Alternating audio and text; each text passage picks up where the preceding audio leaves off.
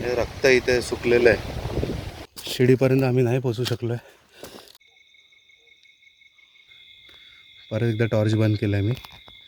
परत याची शेपूट चमकते.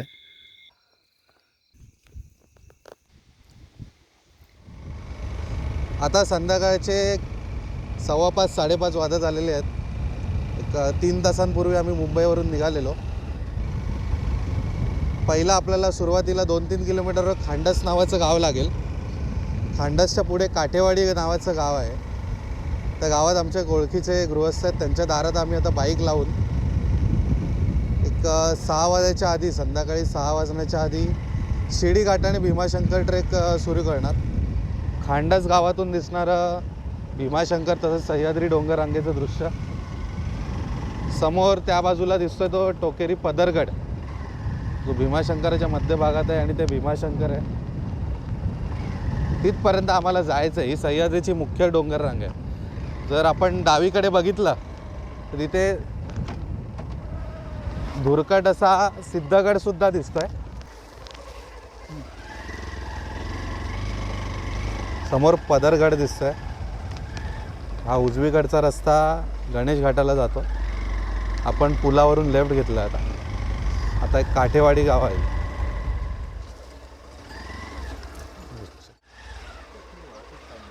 अच्छा, इथे आहे का?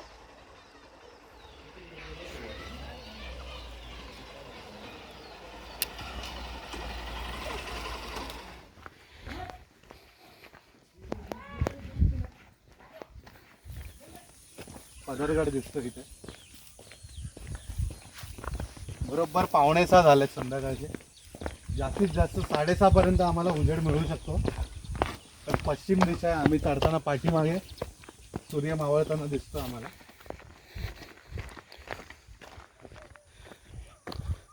तर हा काय भीमाशंकर पर्यंत येणार आहे वाटतं रे. हे बघ,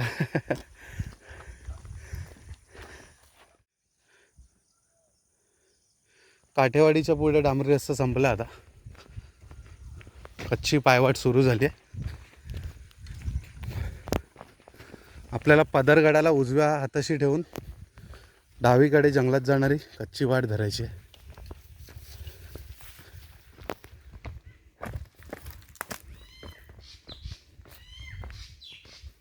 पक्ष्यांचा आवाज आहे. संध्याकाळ झाली, सगळे पक्षी आपापल्या घरट्यात परततात.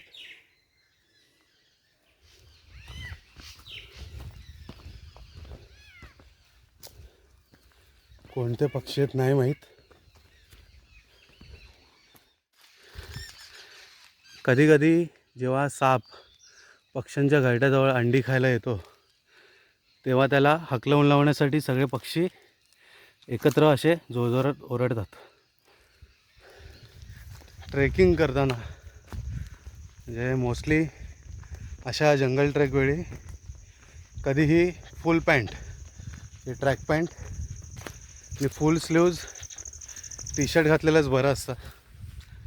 कारण असे जंगलात करवंदाची जाळी वगैरे असतात, त्या आपल्याला हाताला लागू शकतं व एखादा किडा वगैरे चावू शकतो. बघतोय बघ कसा लीडर आहे वाटतं त्यांचा. काठेवाडी गाव सोडल्यावर पुढे 15 मिनिटांनी एकशी सपाटी लागते. तिथून हा भीमाशंकराचा चढ दिसतो. हा जो हिरवा पट्टा तुम्हाला दिसतोय, हा मध्यवरचा भाग आहे, ज्याला माची म्हणतात. माची किंवा पठार. टॉपला भीमाशंकराचा टोक आहे. इथून ते वाटतं आपल्याला आता की आपण एका तासात चढून जाऊ, पण तसं नाही आहे. 3 ते 4 तास लागतात. या मधल्या माचीवर पदर माची म्हणतात त्याला. पदरगड इथे झाडाच्या मागे आहे. वर पदरवाडी नावाचं गाव आहे. तिथपर्यंत पोचायला साधारण 1 ते 1.5 तास लागेल. पावसाळ्यात इथून मस्त व्ह्यू दिसतो. हे पांढरे तुम्हाला डाग दिसतात, ते धबधबा सुकलेल्याचे डाग आहेत. आणि बरोबर या भागात इथे एक शिडी दिसेल तुम्हाला लावलेली. झूम करतो मी. ही जी लाईन दिसते ही लोखंडाची शिडी आहे. ती पहिली शिडी. त्यासाठी हा जंगल टप्पा पार करावा लागणार आहे, साधारण अर्धा ते पाऊण तासाचा. त्याच्यामध्ये पुढे अशा 2 ते 3 शिड्या आहेत एकूण. मग आपण त्या माचीवर पोचतो. की तिथून वरचा घाट, त्याला स्थानिक लोकांचं नाव आहे असं की मोंगी घाट म्हणतात त्याला, त्या घाटाला. म्हणजे भीमाशंकराचा डोंगर आहे तो. पण गावकऱ्यांचं असं म्हणणं आहे की त्यांच्या गावातून म्हणजे पदरवाडीतून जेव्हा लोक भीमाशंकरला चढत जातात तेव्हा मुंग्यांच्या आकाराची ती लोकं दिसतात अगदी त्यांच्या घरातून वर चढत जाताना. त्यामुळे त्याला मुंगी घाट असं म्हटलं जातं. आम्ही अंधाराच्या आत आम्हाला हे जंगल तरी क्रॉस करायचं आहे. तर आता पुढचा प्रवास सुरू करूया. मुख्य चढ सुरू होण्याच्या आधीचा हा शेवटचा धबधबा नाही म्हणता येणार, पण ओढा लागला आहे. इथे पावसाळ्यात अति धोकादायक असतो हा ओढा ओलांडणं, पण कमरे एवढ्या पाण्यातून हा ओढा पार करावा लागतो. त्यामुळे रशी लावावी लागते या झाडाला आणि पलीकडच्या झाडाला. कारण इथून जर कोणी सटकला तर इथे मोठा डोहा आहे, एक 10 ते 15 फूट खोल हा खड्डा आहे इथे, त्यामुळे प्रॉब्लेम होऊ शकतो. हा शेवटचा ओढा. आता हा ओढा क्रॉस करून अशी जंगलातून पायवाट आपल्याला पदरवाडीत घेऊन जाते.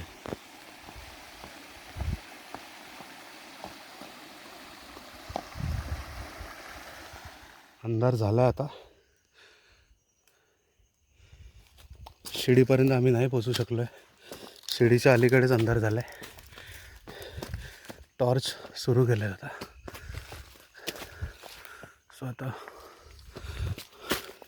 एक 5 ते 10 मिनटात शिडी लागेल, पहिली लोखंडी शिडी.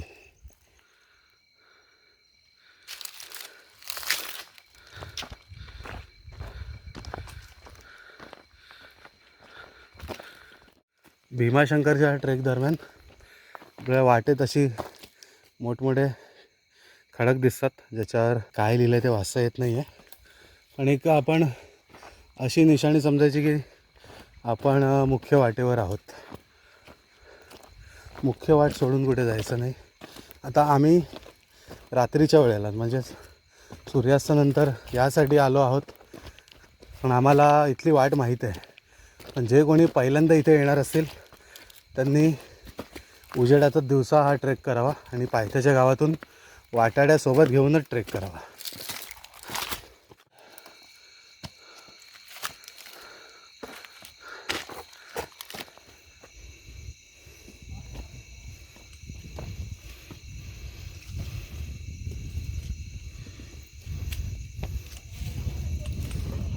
पहिल्या लोखंडी शिडीचा टप्पा आलेला आहे आता, तो क्रॉस करायचा आहे. इथे एका बाजूला कातळ आहे पूर्ण डोंगर.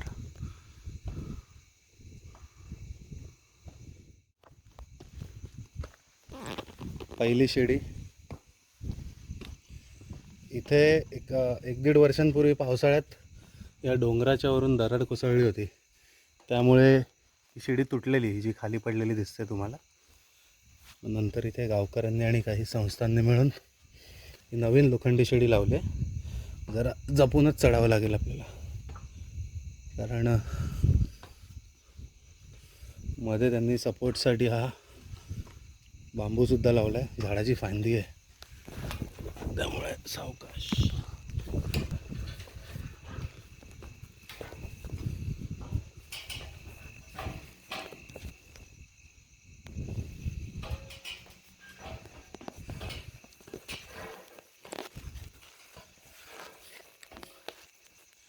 इथे सुद्धा एक 4 फुटांचा पॅच आहे. मग दुसरी शिडी चालू होते, त्या शिडीचा भाग आहे हा. इथून काही चढता नाही येणार, त्यामुळे या बाजूने डाव्या बाजूने वळसा मारून दगडावरून चढावं लागेल.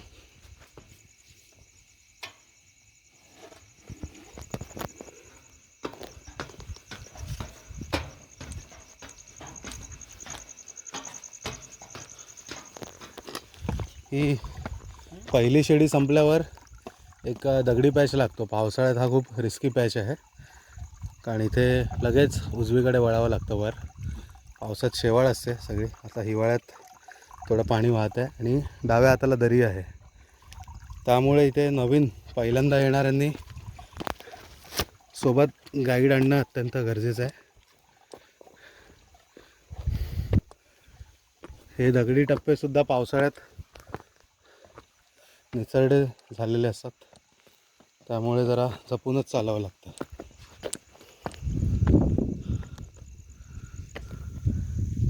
मस्त वारा सुटला आहे आणि जरी आता टॉर्च बंद केली तरी चंद्राचा थोडाफार उजेड आहे. टॉर्च बंद करून सुद्धा आम्ही जाऊ शकतो, पण रात्र झाल्यामुळे पायाखाली विंचू किंवा साप येण्याचे चान्सेस असतात. त्यामुळे टॉर्च कधी पण सोबत असलेली आणि वापरत असलेली बरी. ही दुसरी शिडी आम्हाला लागली, छोटीशी शिडी आहे आणि ही शिडी चढल्यावर लगेचच उजव्या हाताला वळल्यावर ही गुहा आहे इथून छोटीशी. पावसाळ्यात इथे आल्यावर ह्या गुहेचा वरचा जो डोंगर आहे तिथून धबधबा पडतो.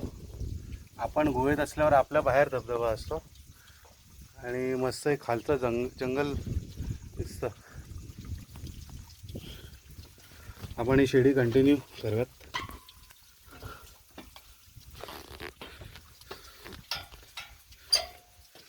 दगडांमध्ये फिक्स केलेल्या शिड्या आहेत, छोट्या छोट्या लोखंडी शिड्या. लगेचच आली तिसरी शिडी. ही शिडी जरा 15 फुटांची आहे. छोट्याशा खिंडीत पाण्याचा आवाज तुम्हाला येत असेल. हे कातळातून झिरपत येणारं पाणी आहे आणि या पाण्यामुळे या छोट्याशा खिंडीत फ्रीजसारखं वातावरण थंड झालं आहे.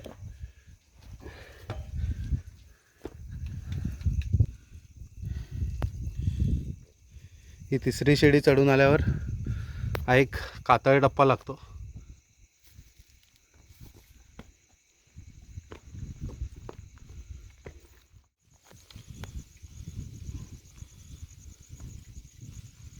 हा रॉक पॅच क्लाइंब करताना घाई न करता, मोठे मोठे पावलं न टाकता कधी पण छोटे छोटे स्टेप्स घ्यावेत. आधी आपल्या हाताची ग्रीप फिक्स करून मगच आपल्याला पुढे वर चढावं लागतं. शेवटचा दगडी टप्पा चढून वर आल्यावर इथे एक ओढा लागतो जो आता सुकला आहे. पावसात इथून खूप पाणी वाहत असतं. तो क्रॉस करून वर एक झाड आहे, त्या झाडाच्या दिशेने थोडी वाट वर चढते, तिथे आपल्याला जावं लागतं. आणि इथूनच पुढे गेल्यावर एक विहीर आहे 5 मिनटाच्या चढणीवर. मग शेत लागतं. शेताच्या पलीकडे पदरवाडी गाव आहे. आपण ऑलमोस्ट भीमाशंकरच्या मध्यभागात आलेलो आहोत. सपाटीवर डाव्या हाताला विहीर लागते. या विहिरीकडे न जाता आपल्याला आहे त्याच वाटेने वर जायचं आहे. वर पठारावर आल्यावर शेत लागतं. शेताच्या बांधावरून पायवाट आहे. समोर दिसणाऱ्या भीमाशंकराच्या डोंगराच्या दिशेने चालत जावं. एक रात्री आहे म्हणून गाव दिसत नाही आहे, आणि इथून 2च मिनटावर पदरवाडी आहे. पदरवाडीतील सोमनाथच्या घरी आपण जात आहोत. आता सोमनाथच्या घरी जाऊन आम्हा दोघांपैकी एकाचीच बॅग कॅरी करून त्यात पाण्याच्या बाटल्या आणि सुका खाऊ स्नॅक्स आम्ही कॅरी करणार आहोत. रात्रीच्या वेळी पायवाटेला जरा सांभाळूनच चालावं लागतं. आमच्या वाटेला म्हणजे आम्ही त्याच्या वाटेला आलेलो आहोत. कोळी बघा केवढा मोठा आहे.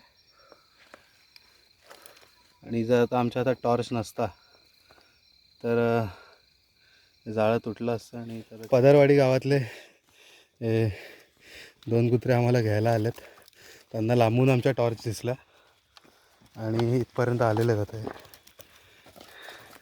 पदरवाडी गावातलं हे पहिलंच घर लागतं दिवाळे यांचं, सोमनाथ दिवाळे यांच्या घरी. आता एक्स्ट्रा बॅग आम्ही ठेवली आहे.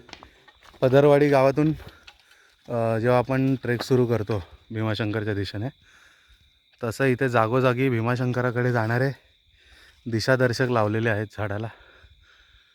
तेच फॉलो करत आपल्याला पुढे जायचं आहे.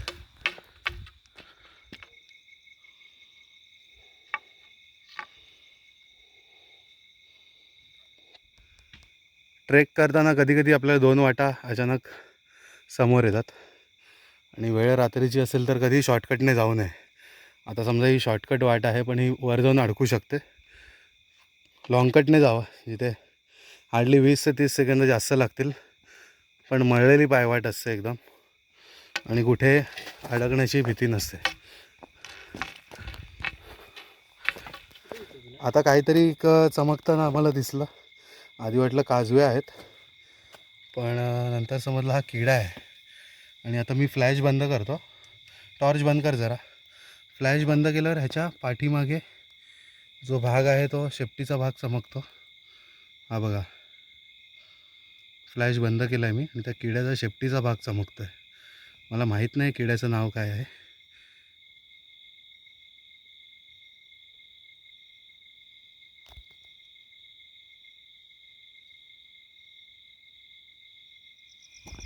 पदरवाडीतून पहिला चढ चढून आल्यावर आपल्याला डोंगराच्या कडेने चालत जावं लागतं. जिथे उजव्या हाताला आपला डोंगर लागतो आणि डाव्या हाताला खाली दरी लागते. त्यामुळे या वाटेला जरा जपूनच चालावं लागतं. पूर्ण उजव्या हाताला भीमाशंकरचा डोंगर आहे, डाव्या हाताला दरी दिसते आपल्याला.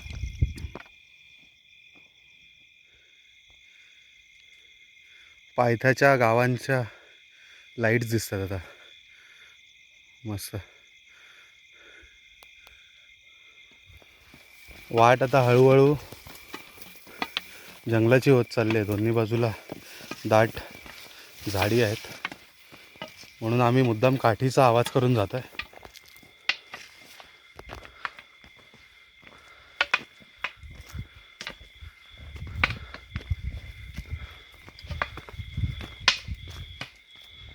आणि आता इथून पुढे घनदाट जंगल सुरू होणार आहे.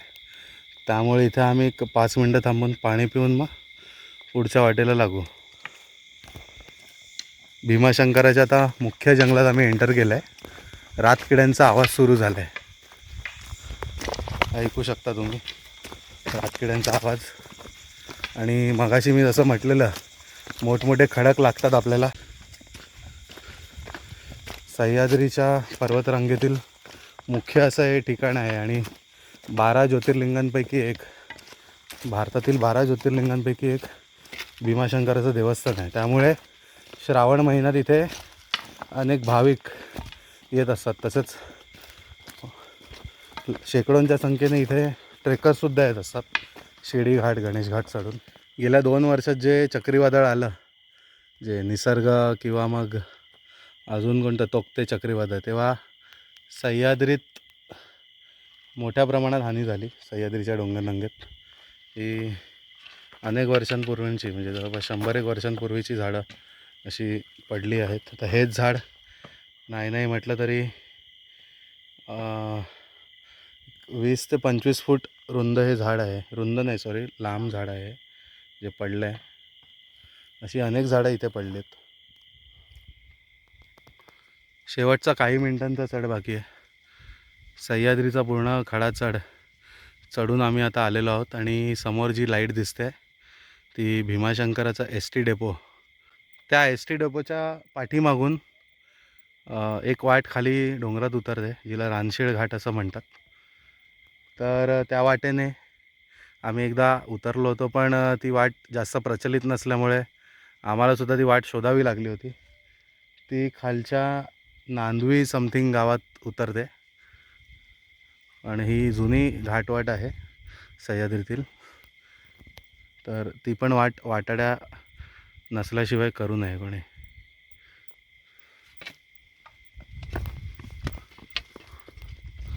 वर चढून आल्यावर अशी जाळी लागते. एक याच्या पाठीमागे एक खोदीव तळं आहे, त्याचं एक कंपाऊंड आहे. तर या जाळीला उजव्या हाताला सोडून आपल्याला हीच वाट धरून पुढे जायचं आहे. जाळीला उजव्या हाताला ठेवत आपल्याला जायचं आहे.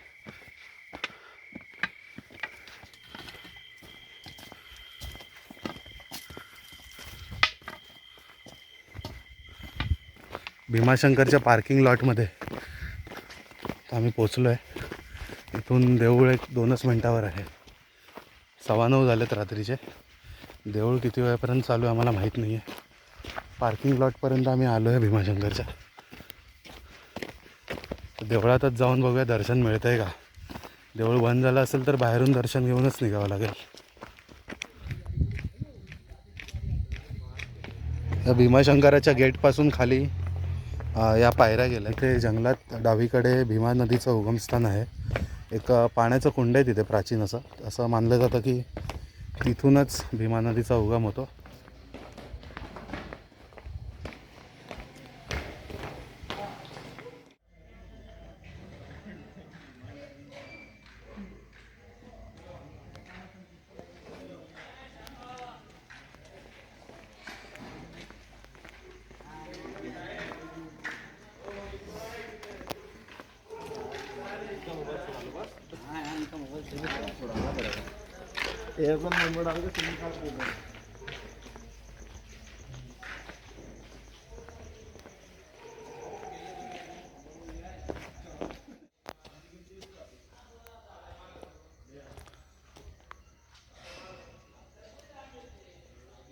शेकडो वर्षांपूर्वीचं प्राचीन बांधकाम आहे.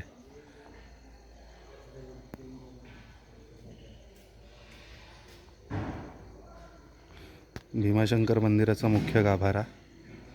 देऊळ 8 ते 8:30 वाजताच बंद केलं जातं, त्यामुळे आम्हाला दर्शन होणार नाही. आता 9:15 झाल्यात. देवळाच्या समोरच हे 2 स्तंभ आहेत. याला आपण मीनाक्षी स्तंभ म्हणतो. इथे भग्नावस्थेतील नंदी आहे आणि ही एक घंटा आहे जी प्राचीन घंटा आहे की जे बाजीरावांचे भाऊ होते चिमाजी अप्पा. त्यांनी जेव्हा मुंबईजवळील वसईचा किल्ला जिंकला होता तेव्हा तो वसईचा किल्ला पोर्तुगीजांचा ताब्यात होता.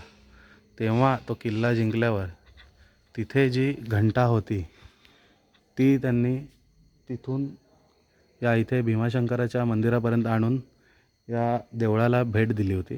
तीच ही घंटा आहे जिथे आपण हे बघू शकता. 1721 समथिंग 1729चं साल आहे आणि पोर्तुगीजांचं चिन्ह आहे वर. भली मोठी घंटा आहे ही. आणि इथे खाली शनिदेवाची मूर्ती आहे. इथे मंदिराच्या बाहेरच एक शिळा आहे जिथे दिसतो.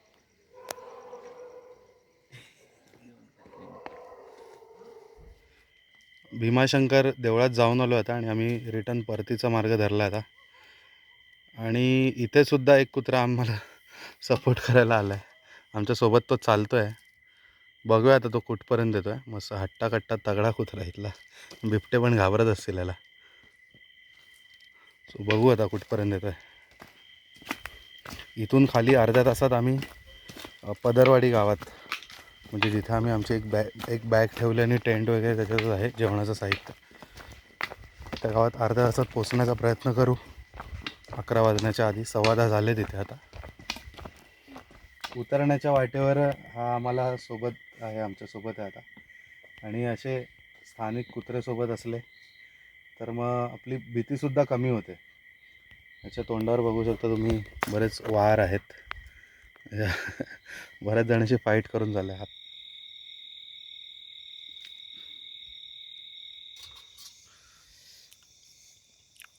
पदरवाडीत आता आम्ही चूल पेटवली आहे. आम्ही घरूनच सोबत सगळं साहित्य आणलेलं. इथल्या काकांनी हंडाभर पाणी दिलं आहे आणि आता आम्ही खिचडी बनवण्याचा प्रयत्न करतो आहे. पण वारा इतका आहे की चूल नीट पेटत नव्हती मगाशी. आता कसं तरी पेटलं आहे.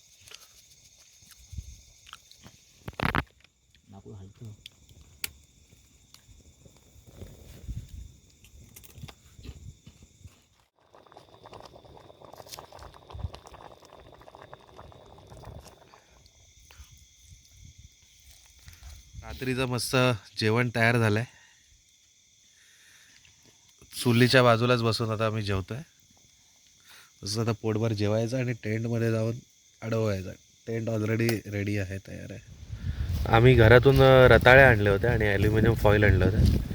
ॲल्युमिनियम फॉईलमध्ये आता रताळे बांधून ठेवले आणि या चुलीवरच्या निखाऱ्यात रात्रभर रताळी अशीच सोडून देणार. सकाळी नाश्त्याला ती रताळी कामाला येते रेडी.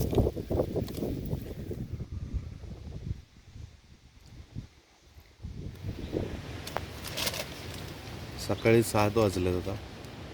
असं उजेड झाला आहे बाहेर आणि रात्रभर वारा सुटल्यामुळे टेंट काय जागेवर टिकला नव्हता. चारी बाजूने खिळे ठोकलेले, पण रात्रभर टेंट वाकलेला पूर्ण आमचा.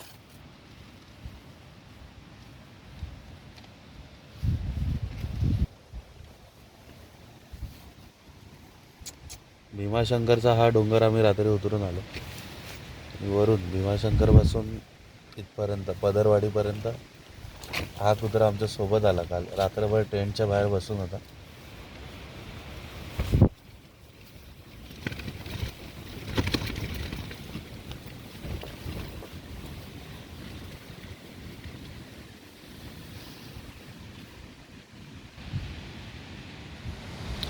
रात्रभर चुलीच्या निखाऱ्यांमध्ये रताळे बांधून ठेवलेले आहे, ॲल्युमिनियम फॉईलमध्ये बांधलेले, आणि ते आता आम्ही बाहेर काढतो चुलीतून.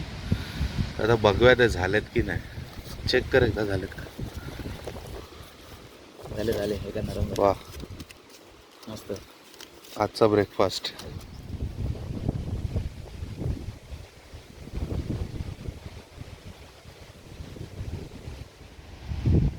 त्या ठिकाणी आम्ही टेंट लावलेला, आणि काल संध्याकाळी मी जो सांगत होतो पदरगड, पदरमाचीवाचा, तो हा पदरगड आहे. पदरगडाच्या बाजूने गेलो तर आपण गणेश घाटातून उतरू शकतो.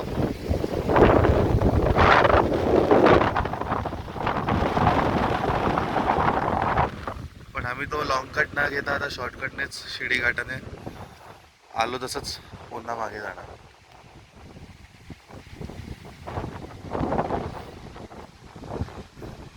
हा डोंगर आम्ही रात्री चढून गेलेलो संध्याकाळच्या अंधारात. हे पुन्हा याच वाटेने इथून वाट जंगलात शिरते. इथे पदरवाडी आहे, ही वाट इथून जंगलात शिरते, आणि इथे थोडा झिगझॅग पॅच आहे, अशा झिगझॅग वाट आहेत. इथून या डोंगराला लागून चालावं लागतं. वर एक परत सपाटी जंगल आहे, मग तो शेवटचा चढ आहे. याला भीमाशंकराचं नागफणी टोक म्हणतात. तिथलं सर्वात उंच ठिकाण आहे भीमाशंकराचं. आणि ही इथून येते ती वाट पदरगडाकडून येते, म्हणजेच आपलं गणेश घाटात. आणि हा इथे भीमाशंकराचा डोंगर.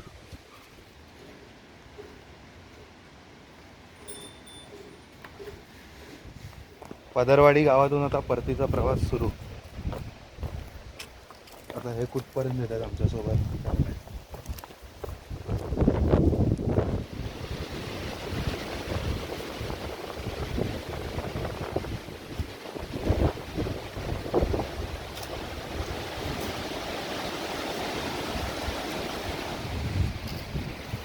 जमिनीतून झिरपत येणारं पाणी, नॅचरल वॉटर.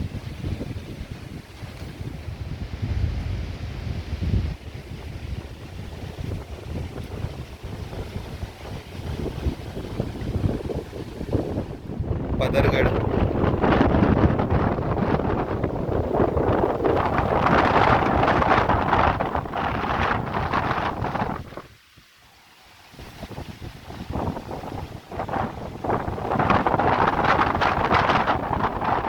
त्या आमच्या सोबत आलेल्या कुत्र्याला काहीतरी मेलेला प्राणी सापडलाय.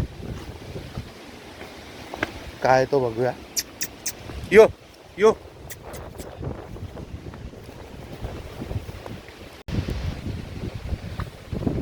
मेलेला प्राणी आहे, त्याला सापडलाय काहीतरी.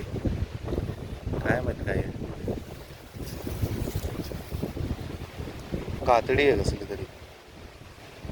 कोणीतरी इथे शिकार केलेली दिसतंय. रक्त इथे सुकलेलं आहे, इथे पण रक्त पडलंय. ही कातडी आहे प्राण्याची. कोणता प्राणी आहे काय माहिती.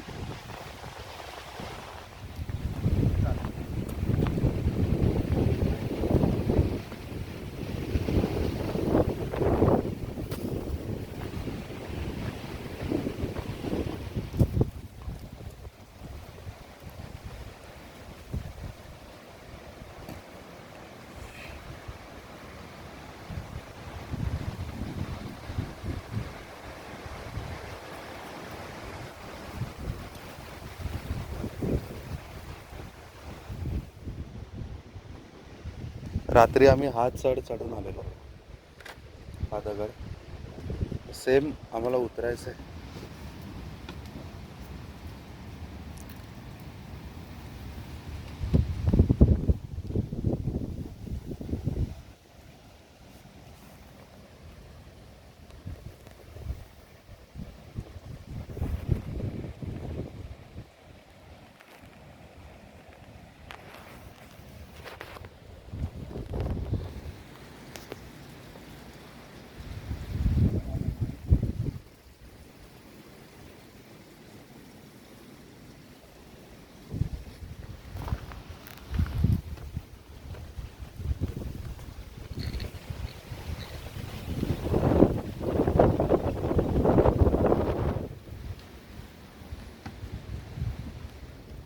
या जंगलातून उतरत आणि समोर पठार दिसतंय ते क्रॉस करून परत एक टप्पा खाली उतरत आम्हाला त्या गावात जायचं.